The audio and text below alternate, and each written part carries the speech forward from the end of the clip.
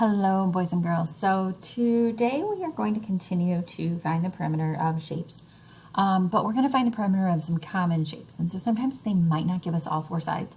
Yesterday we had either unit squares that we could use to measure, or we were given all of the sides of the polygon or the shape, and we're able to add the sides together. Well, what happens when it says what is the perimeter of the rectangle below, and it only gives us two sides? Well, it gives me two measurements. How am I supposed to find all four sides when we know that the perimeter is to find the complete measurement of the outside? We have to think about the attributes of the shapes that we have learned. So we have learned that a rectangle, opposite sides are the same length. So if this is 5 inches and the opposite side is the same length, then this is 5 inches. If this is 3 inches, then the opposite side is 3 inches. So to find this total perimeter, we need to do 5 plus 5 is 10, 3 plus 3 is 6, so 10 plus 6 is 16 inches.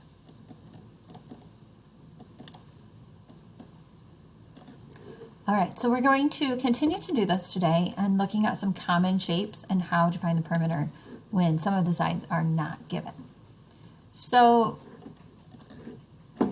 here, it gives us another shape that we haven't really learned or talked about, so this is really important.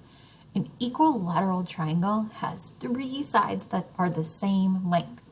So an equilateral triangle has 3 sides because it's a triangle, and all the sides are the same length. Notice that word, equilateral. Well, it starts with equal, so that equilateral tells you that the sides are equal. All right, number 1 here says, how can you use multiplication and addition to find the perimeter of a rectangle with a length of 6 feet and a width of 4 feet? So for me, I need to kind of draw that rectangle. So I'm going to go ahead and draw that rectangle. And we have 4 and we have 6. So it's asking us how we can use multiplication. Well, if this side is 6 and this side is 6, that's 2 equal groups of 6. So that would be 2 times 6 equals 12. Then if we have this side is 4, this side is 4, that is 2 equal groups of 4. So 2 times 4 equals 8. And then we would add 12 plus 8. And 12 plus 8 is 20 feet. And we know what unit to use because it tells us right here. Sorry, my handwriting is sloppy on the computer like this. All right, how can we find the perimeter of a square and it only tells us one side of 7 centimeters?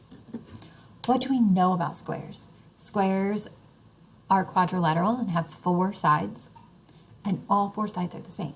So we can find the perimeter by adding and or multiplying. So we could multiply because we have 7 centimeters of one side. That's not really a square, sorry guys. And so that means that we have 4 equal groups of 7. So 4 times 7 equals 28. Or we could add 7 4 times, which would also give us 28. And our unit is centimeters. All right, let's look at this one. A rectangle. We have 8, 4. That means this side is 8. Opposite sides 4. 8 plus 8, or 8 times 2 is 16. We have 4 plus 4 is 8. And 16 plus 8 is 24 feet.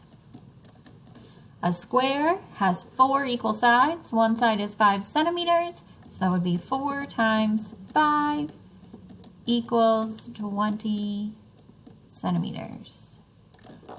Let's look just right here and do an equilateral triangle. Equilateral, equal says equilateral. I hear equal, equal, equal. That means this side is 6, this side is 6, and 6 times 3 is 18 yards. All right, boys and girls, you are going to go to your next slide, and you are going to have 6 problems to do.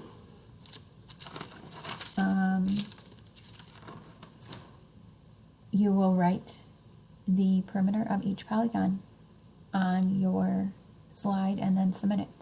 Have a great day.